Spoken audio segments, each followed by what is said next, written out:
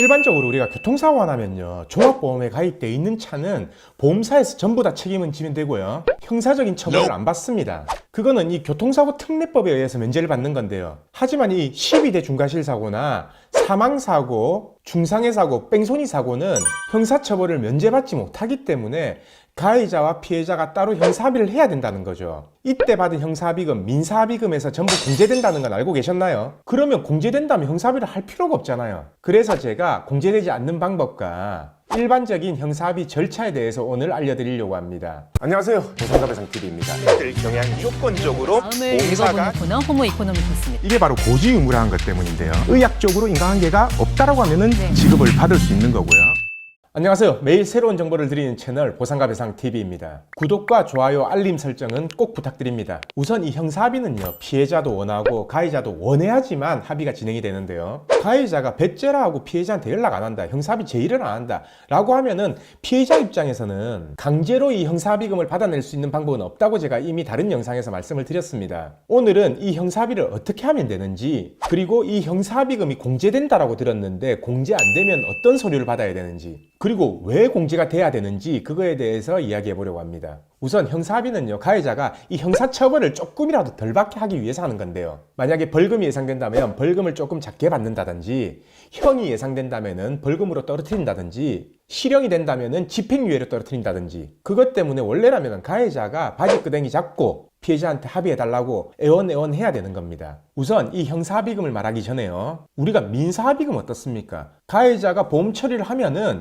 보험사가 가해자의 권리를 대위해서요, 대부분 합의를 대행하기 때문에 우리가 가해자를 만나지 않고 보험사하고 합의를 끝내게 되는 거죠. 근데 이렇게 해도 된다라는 겁니다. 가해자가 보험사한테 안 맡기고 피해자하고 직접 합의를 하고요, 그 합의한 금액을 보험사에 청구해도 돼요. 근데 그 금액이 적당하다면 보험사는 가해자한테 가해자가 지급한 돈을 주면 되는 겁니다. 근데 가해자가 보험 처리를 하고요, 보험사에서 지금 피해자하고 합의를 대행하고 있잖아요. 그 상태에서 보험사는 이미 피해자한테 민사합의금 전부를 지급을 했어요. 근데 그 뒤에 나중에 가해자도 나도 500만 원 줬다, 1000만 원 줬다, 그래서 그 지급한 증거를 들이밀면요, 보험사는 가해자한테 또 1000만 원을 줘야 된다는 겁니다. 그렇기 때문에 보험사가 민사합의를 할 때 가해자한테 받은 형사합의금은 공제하고 준다라고 이렇게 하는 거예요. 왜냐하면 가해자가 피해자한테 지급한 형사합의금을 보험사에 요청을 할 수도 있거든요. 이제 이게 왜 법원이나 보험사에서 형사합의금은 공제되어야 된다, 그 이유에 대해서 감이 오시죠? 이제 요거에 대해서 감을 잡으셨다면요,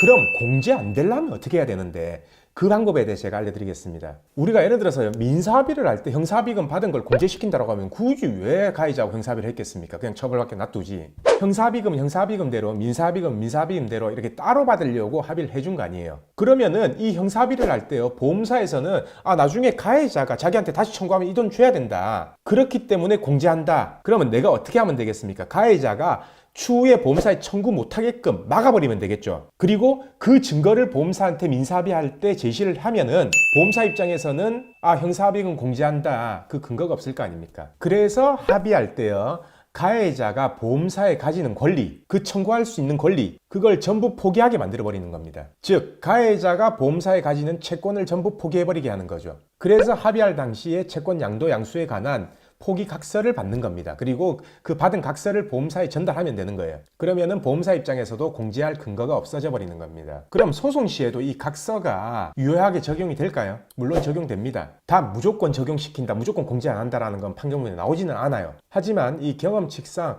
보험사에서도 이런 각서가 있으면은 형사합의금에 대해서 주장을 하지 않기 때문에 법원에서 참작을 하지 않는 거죠. 만약 이 포기 각서가 없었다라고 하면 어떻게 될까요? 그러면은 무조건 공제합니다. 물론 이것도 무조건 공제하냐 안 하냐에 따라는 재판부에 따라서 조금씩은 다를 수는 있습니다. 자, 지금까지는 이 형사합의금이 공제되는 이유하고 공제 안 되게 하기 위해서는 어떻게 해야 되는지 그거에 대해서 제가 말씀을 드렸고요. 이제부터 오늘 중요한 얘기를 해드리려고 합니다. 만약 상대방이 무보험이라서요, 내가 내 보험사의 무보험차 상해에서 받는 경우가 있죠. 그 경우는요, 형사합의금 받아도 아무 소용없어요. 전부 공제돼요. 그 이유는 제가 무보험차 상해에 설명하는 영사관 지급 기준에 그렇게 명시가 되어 있습니다.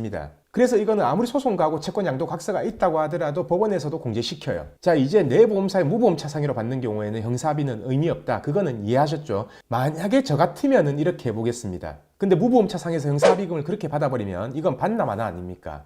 왜냐하면 그 준 금액만큼 보험사에서 공제시킬 거 아니에요. 그래서 차라리 저는 합의서의 금액을 표시 안 하고 합의서를 작성한다면은 보험사에서 얼마를 공제시킬지 그 근거가 없어져 버리는 거잖아요. 이 사람 입장에서도 피해자한테 얼마를 줬다. 그게 입증이 불가능하게 된 상황이잖아요. 그리고 가해자한테는 그 금액이 표기 안 된 합의서를 써주고요. 이행각서를 받겠습니다.